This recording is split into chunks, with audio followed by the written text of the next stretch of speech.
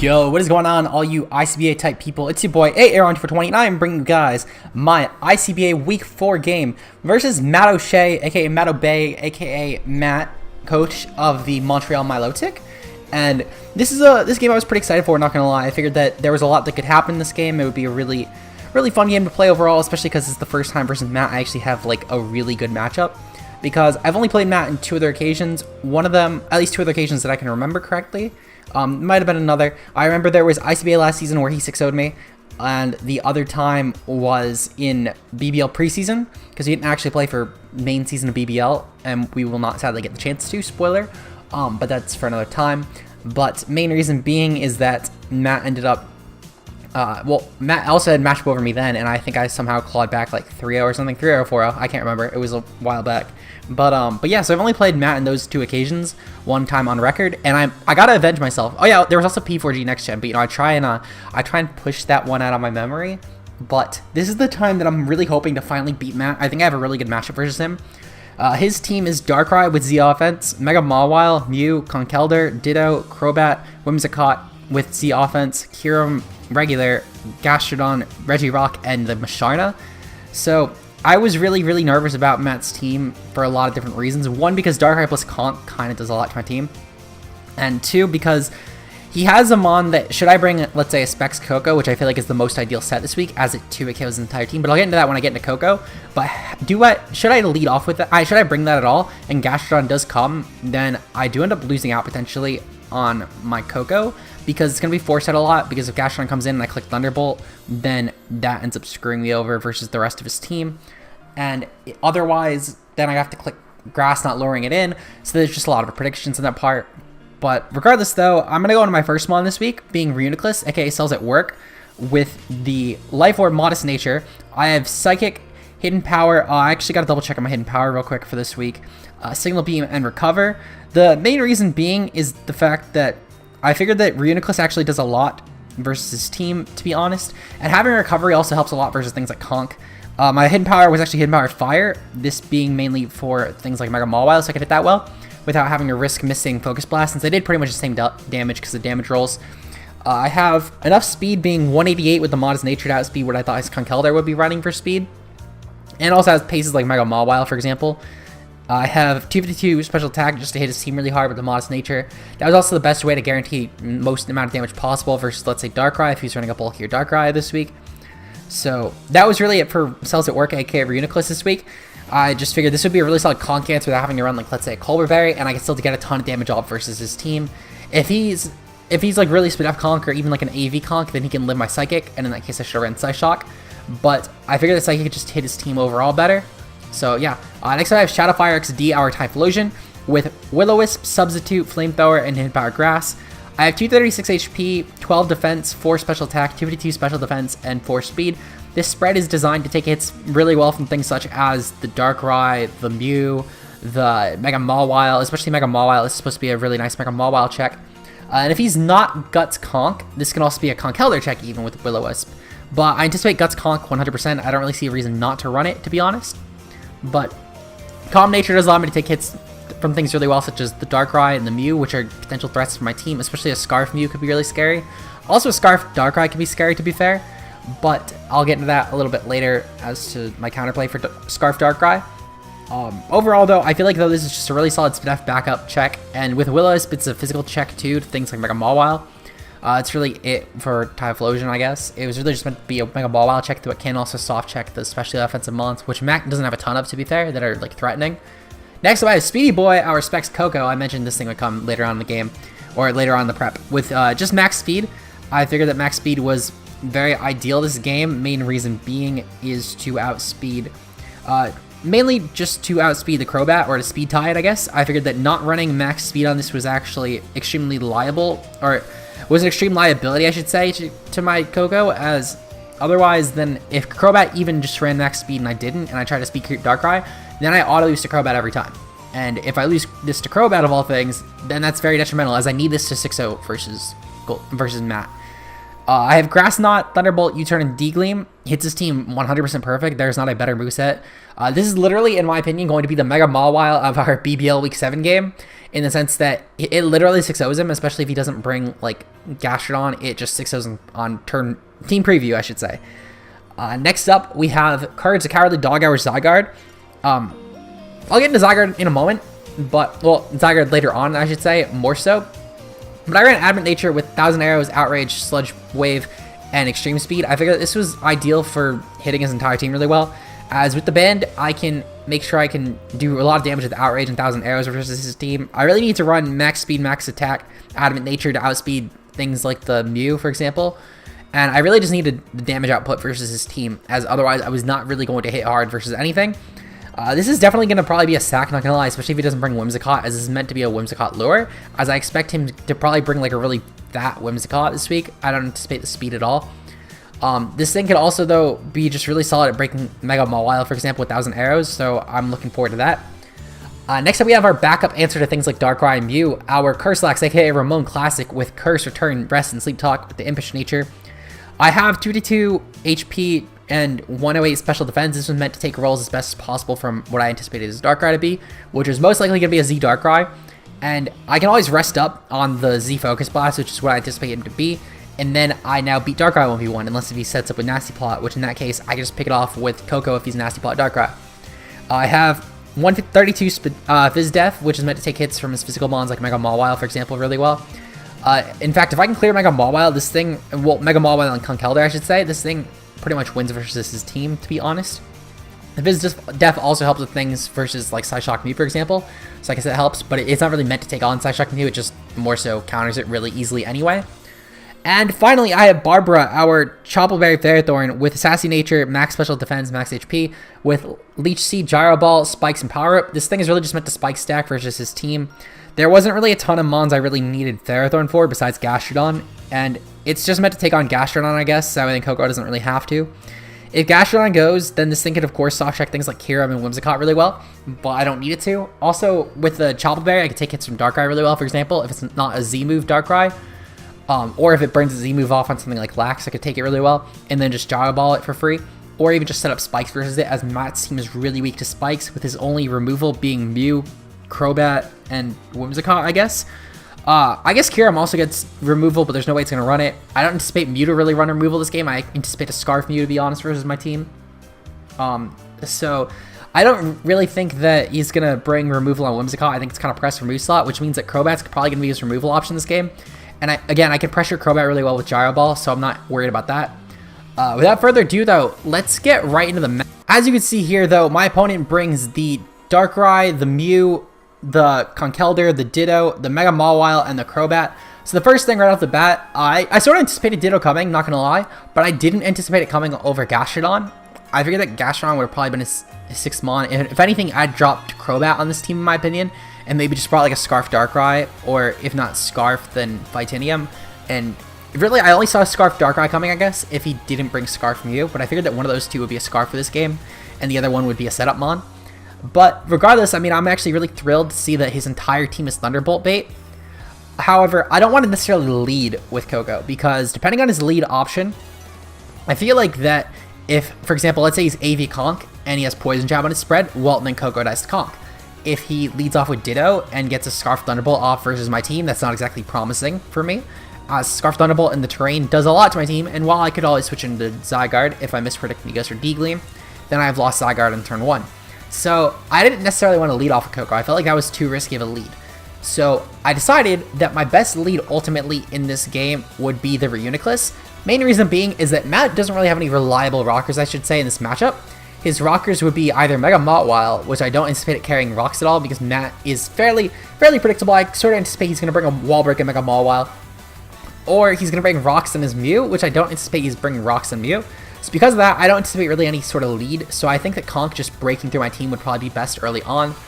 I'm just going to click Psychic here, as I figured it's probably my best move overall, as if he switches in Darkrai, it's fine. I'm EV to live one hit from Darkrai and can do a ton with Signal Beam versus it. So he's actually going to go for Knockoff here and surprisingly live a hit, which leads me to believe he's probably a potential for like a Psyshock on his spread, for example. So I just go for Recover here, and luckily I'm EV'd with my defense investment or my bulk investment to live a Mach Punch as well, surprisingly. And I'm able to get myself in a range where I can live a hit from Conk. So now Matt realizes that he can't beat my Reuniclus 1v1, as going for knockoff, he wouldn't actually kill me. And he's going to switch into his Darkrai here, as I'm going to recover yet again, get myself up to full HP. So I've now not only broken the Conk through hell and back, which means I can't actually break my Koko anymore, but I'm now also about to scout his Darkrai set. And if he's Scarfed, I guarantee live a hit no matter what.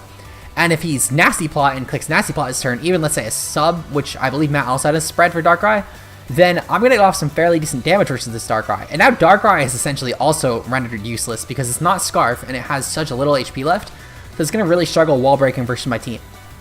So of course he does kill my Reuniclus, no shock there at all, but this does allow me to bring in Koko and get a free Thunderbolt versus whatever I want, as Matt literally has no switch-ins at this point. If that was an AV Conk, well, his Conk is rendered useless. His Darkrai is just a sack at this point. Literally anything he'd bring in here would be a sack. So he's going to switch out and he's going to go into Nacho, which ends up being his Ditto, which is perfectly fine by me. If he's bringing in his Ditto of all things on my Koko, this shows that it's literally his last resort answer. I decided I was going to click Thunderbolt here. I figured it was my best play. There was literally no drawback to it. And I realized that it's a 2-hit KO versus his Koko. And I know at this point that because he hard swapped in the Koko, it was a real misplay in my opinion, as especially one, the fact that he's Scarf, which proves by the damage roll, but two, also the fact that he is not going for Dazzling Gleam. Had he brought this thing earlier in, like, matched up versus Koko and maybe sacked his Darkrai and just clicked D-Gleam versus it, then that could have potentially ended up beating my Koko spread 1v1. But luckily he just sacked it. So now I'm just going to click Thunderbolt versus his team, and I see the Mew goes for the Rock Polish here. Now this is a little bit scary because Rock Polish Mew could potentially actually do a lot to my team. So if he goes for coverage for Koko, that could actually potentially break my Koko really easily, and then that's a lot more of an uphill battle. However, I didn't want to switch out and maybe let him get up a Nasty Plot as well. So I'm just going to stay in and click Thunderbolt. I figured if he goes for Nasty Plot, then I could kill off the Mew right away. He actually goes for the sub here and weakens his Mew really easily for me, and this makes Mew actually extremely easy to pick off late game. So here I'm going to switch out though, because I know that he's going to probably just try and click an attack and kill off my Koko. I don't see him trying to set up on me because he knows that I'm just going to stay in and attack. So I anticipate him just going for an attack here, and he does, and he reveals he has Earthquake here. So he also reveals he's Physical Mew, which is actually a lot easier for my team to handle, not gonna lie, as we can see here with things such as my Curse Lax being able to chew through a Mew Earthquake, and that's before I even set up +1 with the Curse, for example. So I'm really thrilled about that, to be honest. However, this ends up getting a lot scarier on the next turn, as Matt is going to go for the Baton Pass. And the Baton Pass is actually extremely terrifying for my team at this point in the game. So he's going to go into Goggles his Mega Mawile, which is actually really terrifying for me. Him being +2 speed, him intimidating me as well pre-Mega, that means that I'm going to be doing even less with my mono normal moveset. And I realized that a +2 Mawile, well, I would have potentially tried to fuck around with a non-speed boosted Mawile. I don't want to mess around with a +2 speed Mawile because this could potentially end up being game right here. So I am going to hard swap out here because I figured there's no reason for me to stay in. And I'm going to go right into Barbara. I figure at the very least I can try and get this thing taking Iron Barb's damage, which will be really nice for my team, of course, if this thing is chipped down a little bit. Any little bit of chip will help, because in case if I live some sort of hit by a miracle and I'm able to wall break this thing, then that's great for me. So he right here is going to be going for a Swords Dance, which is actually really terrifying. Say goodbye to any chance I had at living any hits from Mega Mawile, because it's just going to literally break my entire team at this point. So he's going to go for Fire Fang here. It's of course going to kill me, especially because I'm not Akaberry. Even if I was, it would have probably killed, to be honest, because I'm just a Spidef set. So he's going to, of course, end up taking a little bit of Iron Barb chip. That's perfectly fine by me. And at this point, I'm going to go into Shadow Fire XD. I figured that if I have a little bit of a chance to live any hit, then I'm going to take it. And I'm going to try and potentially just Will-O-Wisp this thing so I can get a chance to live. He is, however, going to go for the knockoff here, and that's going to kill off my Typhlosion. I figured this was still my play, despite potentially risking the outspeeding with Koko, which I'll get into in a moment, because this was only meant to take on, like, it was only truly meant to take on Mega Mawile. So I figured if I'm going to take a hit from Mega Mawile, it might as well be now. So I'm going to go for the Thunderbolt here on the Mega Mawile, just hoping I could possibly outspeed and avoid a 5-0, and I somehow outspeed him. Matt told me after the game he actually mispredicted in his speed creeping, so that was really unfortunate for him. However, it's not unfortunate for me. I do, however, see a Crobat here, and I'm not going to risk my Koko at this point, because Koko is 100% just became a win con. There is no possible way Matt can break my Koko at this point, and if I can clear through the Crobat, then I win the game. So I am going to bring in my Snorlax here, And I realize he's Super Fang at the very least. So Super Fang, Crobat, it's a little bit scary for my lax, not gonna lie. And that also probably reveals that he is a utility Crobat. This taunt confirms he's utility Crobat, which is perfectly fine by me. I can't curse up on this, which is unfortunate, as my Snorlax could have literally won the game at this point as well. So that kind of sucks, but it is what it is. He is going to go for the Super Fang here and just try and whittle me down as much as possible, which is perfectly fine by me. I'm actually just trying to sack my Snorlax at this point. And I'm going to go for return. I realize it does nothing. I realized later I misgened my Snorlax, which is unfortunate because I had assumed Auto Gallimod normally defaults happiness to max. I realized later that at some point it defaulted it to 70, which is unfortunate for me because now I'm not going to be able to actually break through this Crobat like I was thinking I could have, or at the very least whittle it down enough. But it's fine. At this point, I figured that my best play, still realizing that he is utility Crobat, was to go into Koko and potentially see if he's maybe not max speed. From the damage rolls I got, he was actually max HP, max defense, which was really weird for Crobat to be running. But apparently he actually, while I did still outspeed him, which I'll get into later on when it happens, he wasn't actually running max speed on his Crobat. It was like, I think 100 speed with a plus speed nature or something, and then 156 Fizz Def. Regardless though, he sacks Mew here, which is perfectly fine by me. Mew really wasn't doing anything for him anyway. He brings back into TKO his Darkrai, which again is a free sack at this point. I'm not sure why Matt just switched out of his Mew like that, or hasn't been trying to just kill me with Crobat. At the very least in my head at this point in the game. Realizing a post game though what his spread was, I definitely get it, because his Crobat literally could not have touched me at all. I don't know why you didn't just try and go on a conk though. At the very least, just get off some damage first, I guess, and maybe just hope for like a crit. But again, it is what it is. Regardless, at this point, Matt really didn't have any plays. I'm just sort of just trying to spitball here, I guess. Regardless though, I do win this game at this point 100% because the Crobat, as I mentioned earlier, his speed is not meant to outspeed my Tapu Koko, and I just clicked Thunderbolt here. So what should have been a 6-0 according to Matt's team, which literally could not have actually beaten me at all, ended up being a 2-0 because I got really carried away with trying to predict around Matt's speed tiers being EV'd right for my team. So Matt ended up losing this game 100% by not doing speed tiers right. He could have won 5-0 had he gotten his Mega Mawile speed right. I even showed him the spread later on about how little speed investment he could have needed and still run an Adamant Nature for his Mega Mawile to 1-5-0. So that's really unfortunate. Even then, Crobat could have still potentially killed out my Koko, and then he could have potentially won late game with Darkrai, or even with the Conk, to be honest, depending on if he got a Drain Punch off versus something or not. I'll take the win though, because I mean, 2-0 win, it's always solid. That helps my differential a lot, and well, it helps my winning a lot, to be honest, because I lost 1-0 week 1, lost week 3 3-0. I won week 2 with, I forget my differential. I think I'm 2-2 plus 0 right now. Either plus 0 or I'm positive. I know that for a fact. I definitely know I'm not negative right now in ICBA. But speaking of ICBA, week 5 we play against Goldoa Dragon. Before I do my outro though, I'd actually like to go into my drops for ICBA, as my team has changed a little bit. So I know I mentioned that I'd go into Zygarde here. This is where we get into Zygarde, because Zygarde has been not really a team player. As you can see, we are currently 2-2 plus 0. Yep, we are plus 0. Oh, never mind. It says it's not showing my differential. So I won week 2 4-0, so I would be plus 2 right now. Yeah, plus 2. 2-2 plus 2. That's always nice to hear. Regardless, though, I would like to point out a couple things. One, Zygarde 10% has been an awful mon to use. I have hated using it. It just felt like it's never really done enough. And unlike Zygarde 50%, it cannot do enough damage. Tyranitar, again, really hasn't been doing as much as I hoped it would. To be fair, had I ended up going with my Webs team, Tyranitar would have put in a lot of work versus Jelly. But, I mean, Koko ended up just carrying my team there anyway. So, I also ended up dropping Swadloon as well, because I really had to drop Swadloon for another Defogger, because my team was also having a problem with hazards. At the very least, potential hazards, such as versus Tom. That was something I realized, because I made these trades after I played my game versus Tom, because I played my game versus Tom late. So, my team, as of now, officially in the ICBA, I have dropped Tyranitar, the Zygarde 10%, and Swadloon. I've really cried when I just dropped Swadloon, not gonna lie. For Zygarde 50%, because it was somehow undrafted. Zygarde 50%, Zoroark, because it really helps with my speed tiers a lot, at the very least middle speed tiers. At least with dropping Zygarde 10%, because that's otherwise a new speed tier that's opened up. And Vullaby, because Vullaby is just a really, there really isn't anything good in tier 5B, but Vullaby is actually not that bad. Gives me also a backup dark type and an actual dark type to switch in on psychic types. And it's low tier defogger, its speed tier isn't even that bad.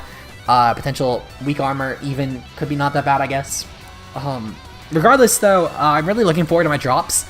I think that the team can be potentially really scary now, and I think it has a lot better setup presence as well. So, if you guys did enjoy this game, of course, leave a like down below. Next week, we're playing up against Goldoa, Dragon Coach of the New York Employons, and I'm actually playing that game tonight in a few hours, if not tomorrow. So I'm really looking forward to that game. Regardless, though, I will see you guys in the next video. Until then, peace out.